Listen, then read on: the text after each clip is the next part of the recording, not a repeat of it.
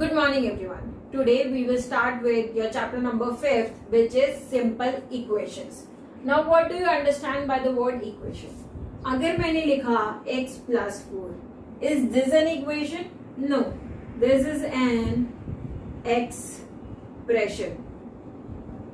If I write x plus 4 equals to 10, now this is this is bifurcated by a sign of equal to.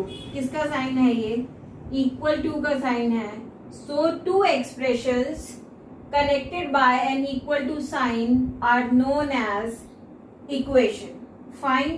अब ये जो left equals to के left hand side पे इसे बोलते हैं LHS, जिसका मतलब होता है लेफ्ट हैंड साइड, और राइट हैंड साइड वाले पार्ट को बोलते हैं RHS, जिसका मतलब होता है राइट हैंड साइड.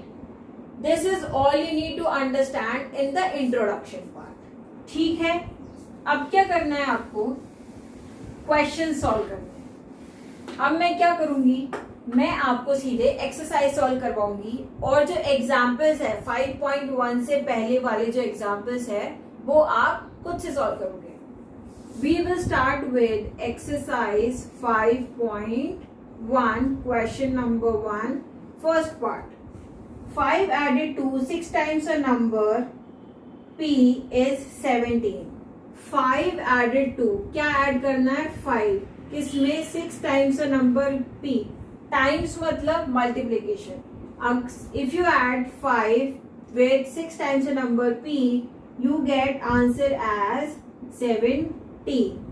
ठीक. Second one, 7 less than half of the number y is 21. 7 less than मतलब कन, half of the number y, half of the number y gives your answer as 21. Of जहाँ पे लिखा होता है उसका मतलब क्या होता है? आपको क्या करना है? मल्टीप्लाई करना है. टाइम्स लिखा होता है उसका भी मतलब क्या होता है? मल्टीप्लाई करना है.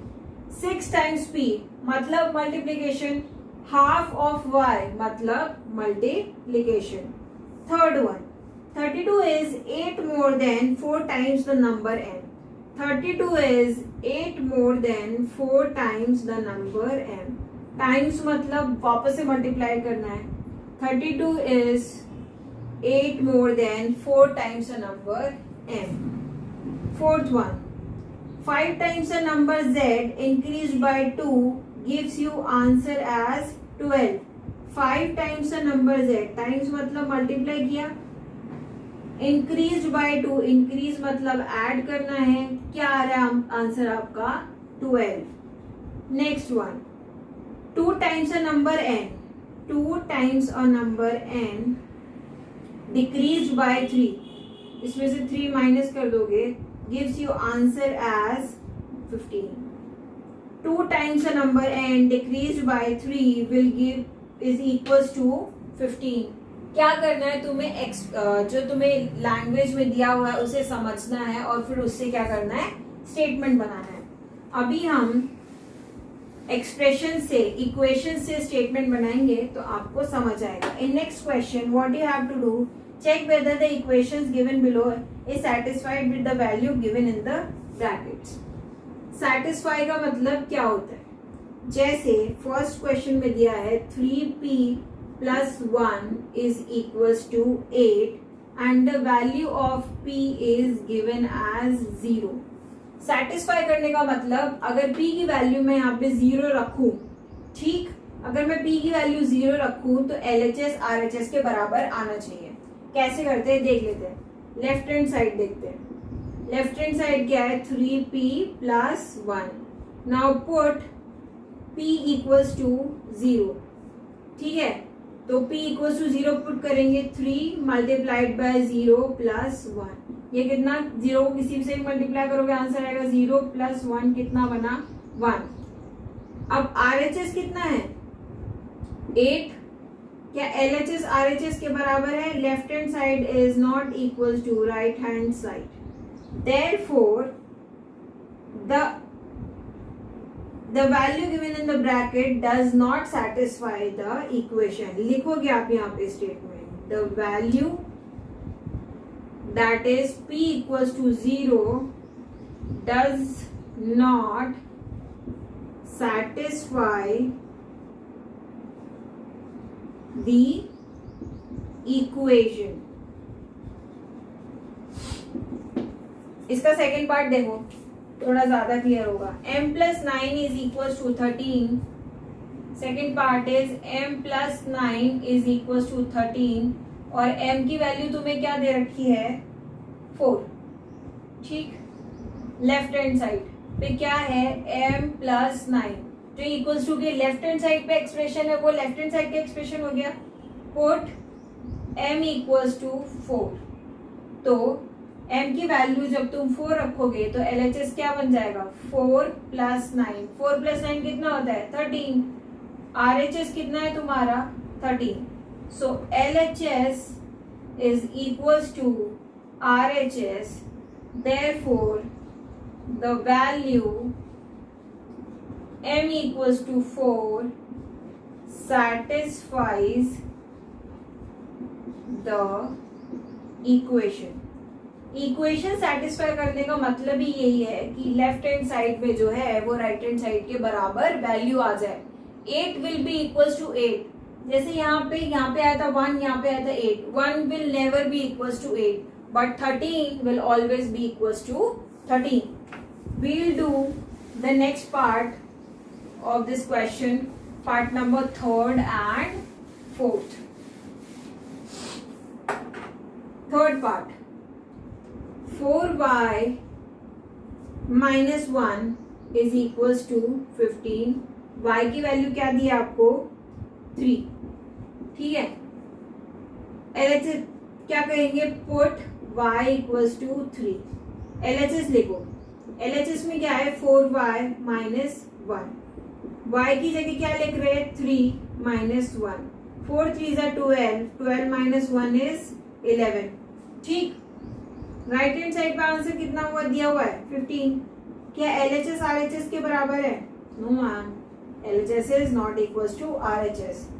Therefore, the value y equals to 3 does not satisfy the equation. Similarly, you will do the fourth part, which is n divided by 9 will give you 18, where n is equals to 2. ठीक, now क्या कहेंगे put n equals to 2. LHS क्या है हमारा n divided by 9. n की value 2 divided by 9. 2 को 9 से divide करोगे तो क्या आंसर आएगा? डिवाइड करके देखो 0.92 18 20 92 18 आंसर आएगा 0.22 करके. कैसे निकाला? डिवाइड कर लो. यहाँ पे तुम देखो, यहाँ पे 2 है, यहाँ पे 9 है, ये तो जाएगा नहीं तो यहाँ पे 20 हो जाएगा. 9 2 18, फिर कितना गया 2 0, फिर 9 2 18, फिर 2 0, 9 2 18 and this will continue to get 0.222. तो LHS में वैल्यू क्या आ रही है 0.22. RHS कितना है 18.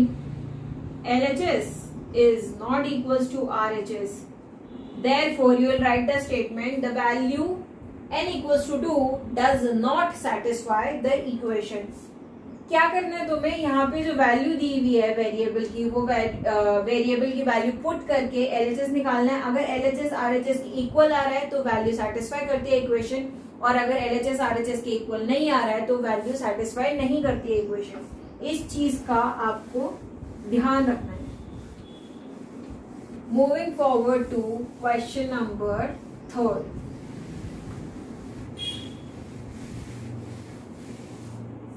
Question number 3rd says, write an equation for each of the following situations. आपको situations दी हुई है, आपको क्या करनी है? इक्वेशन लिखनी है. Anjana is 3 years older than her brother Raj. Anjana's age is 16 years.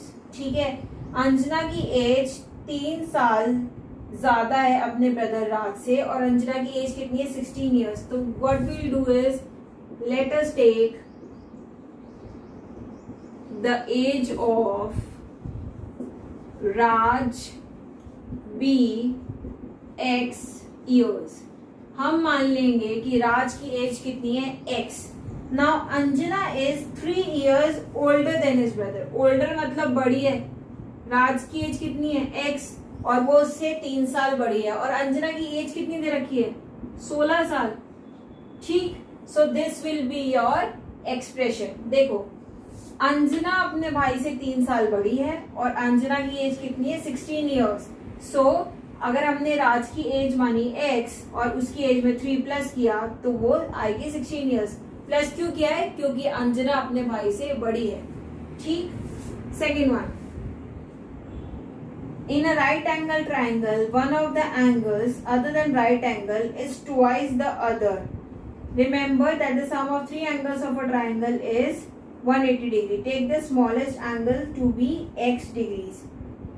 In a right angle triangle, एक right angle triangle में ये 90 डिग्री होता है और बाकी दोनों एंगल्स होते हैं। ठीक है, तो आप इसमें क्या लिखा है? Right triangle one of the angles is twice the other angle. एक एंगल दूसरे का क्या है? 2 टाइम्स है। Now let us take one of the angles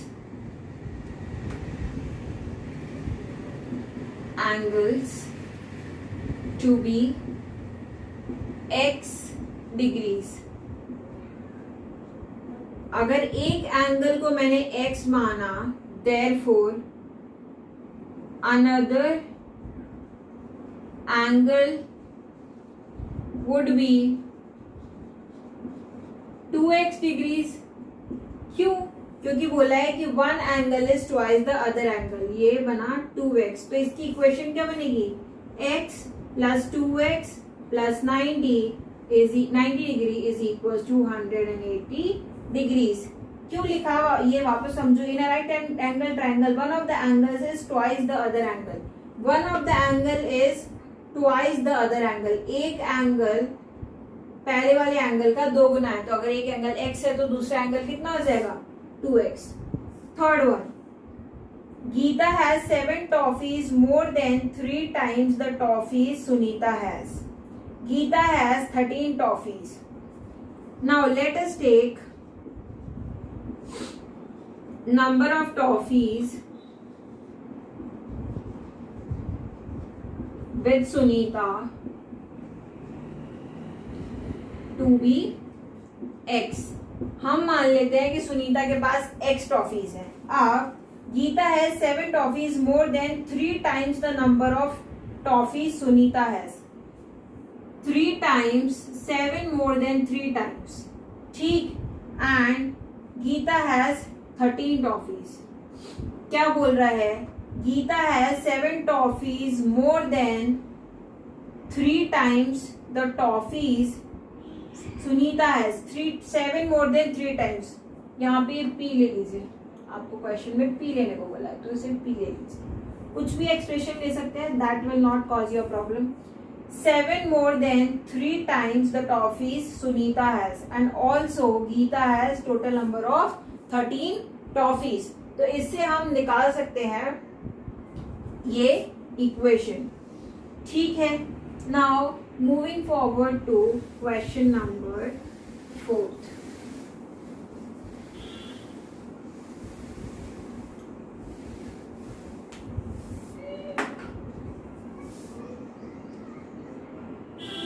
Question number 4 says using hit and trial method solve the following equations. hit and trial method क्या होता है?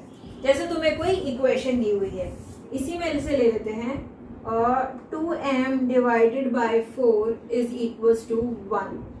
अब तुम्हें m की वैल्यूज डालनी है। तुम m की वैल्यूज डालोगे 0, 1, 2, 3 एंड सो ऑन। -1 भी, -1, -2, -3 भी डालने की जरूरत पड़ सकती है। आप m की वैल्यूज डालोगे ऐसे कि left hand side right hand side के क्या हो जाए? Equal. So how do we do it? Look at it. हम पहले पुट करेंगे m की वैल्यू 0। m की वैल्यू 0 पुट करते हैं तो LHS कितना हो जाता है 2 multiplied by 0 divided by 4। 0 multiplied by नहीं थे 0 divided by 4 is also 0। So यहाँ पे left hand side right hand side के बराबर नहीं आया। नाउ हम m की वैल्यू 1 पुट करके देखते हैं। LHS is will be equals to 2 multiplied by 1 divided by 4। ठीक, तो ये कितना हो जाएगा 2 अपॉन 4। 2 1 जा 2, 2 2 जा 4, तो आंसर कितना आ गया 1 बाय 2। यहाँ पे भी LHS RHS के इक्वल नहीं आया, हमें कितना चाहिए आंसर 1। अब हम m की वैल्यू 2 पुट करके देखते हैं। m की वैल्यू 2 पुट करेंगे तो 2 मल्टीप्लाइड बाय 2 डिवाइडेड बाय 4। 2 2 जा 4 डिवाइडेड बाय 4, आंसर क्या आ गया 1। सो LHS will become equals to RHS, which means m equals to 2 will satisfy the equation 2m divided by 4 equals to 1। आप लिखोगे therefore m equals to 2 will satisfy the equation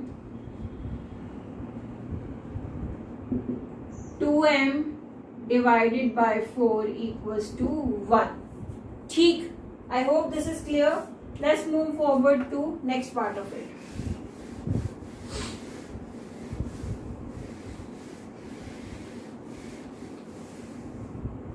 Second part, 6 minus 2m equals to 1. Now what I have taught you, you will have to put different values of m, y, because this is hit and trial method। ठीक है, LHS क्या है हमारा 6 minus 2m। 6 minus 2 की value कितनी, m की value 0। 6 minus 0 will give you 6। यहाँ पर भी LHS RHS के इक्वल नहीं आया। ठीक, now put m equals to 1। तो लेफ्ट हैंड साइड क्या बनती है 6 minus 2m। 6 minus 2 multiplied by 1 which is 2। 6 minus 2 is 4। यहाँ पे कितना है 1। So left hand side is not equals to right hand side. Put m equals to 2। Left hand side क्या बनेगी 6 minus 2 multiplied by 2। 6 minus 4, answer आएगा 2। यहाँ पे भी LHS RHS के इक्वल नहीं आ रहा है। Now put m equals to 3। तो LHS क्या हो जाएगा 6 minus 2 into 3 which is 6 minus 6 0।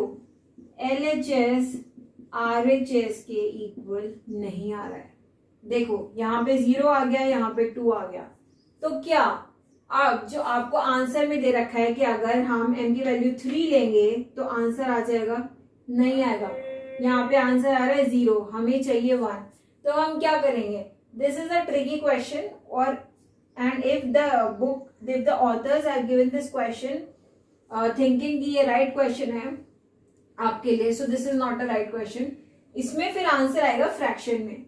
अगर मैं m की वैल्यू 5/2 डालूंगी तो LHS क्या बनेगा 6 minus 2 5/2।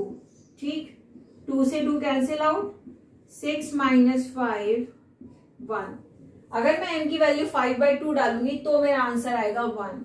अब आपको ये तो स्ट्राइक होगा नहीं कि हमें m की वैल्यू 5/2 डालनी है। कैसे होगा, हमें तो यही बताया हिट एंड ट्रायल में 0 1 2 3 4 डालो। So according to your standard this is the wrong equation. ये इक्वेशन ही गलत है। ठीक है, बट कोई किसी का ट्यूशन टीचर, कोई नॉर्मल टीचर ये ना बोले कि भाई ऐसा तो नहीं हो सकता है कि m की कोई वैल्यू नहीं हो सकती। m की वैल्यू हो सकती है, बिल्कुल हो सकती है। m की वैल्यू क्या होगी 5/2। But you have to remember this कि आपके लिए what you will write in answer as no value of m will satisfy this equation m की कोई भी वैल्यू सेटिस्फाई नहीं करेगी इक्वेशन को, और जो पीछे आंसर दे रखा है वो एकदम गलत है, ठीक है। ये इक्वेशन ही गलत है तुम्हारे लिए। 7th क्लास में हो, फ्रैक्शंस भी पुट करना हिट एंड ट्रायल में नहीं बताया गया है, तो तुम्हारे लिए इक्वेशन ही गलत है। Fine, now note down your homework. What you have to do, you have to revise all the questions और सारे एग्जाम्पल्स, डू एग्जाम्पल्स। कौन से, जो 5.1 से पहले एग्जाम्पल्स हैं, जितना मैंने करा दिया उससे रिलेटेड जो भी एग्जाम्पल है वो आप प्रैक्टिस करोगे। You will have to revise class work, revise करोगे class work, and what you will do, you will make notes. ये 3 चीजें करनी है तुम्हें होमवर्क में। एग्जाम्पल्स करने हैं, क्लास वर्क रिवाइज करना है और नोट्स बनाने हैं। और ये equation according to your standards is wrong. Why it is wrong, I have explained you this also. That's it for today's class. Thank you and have a nice day.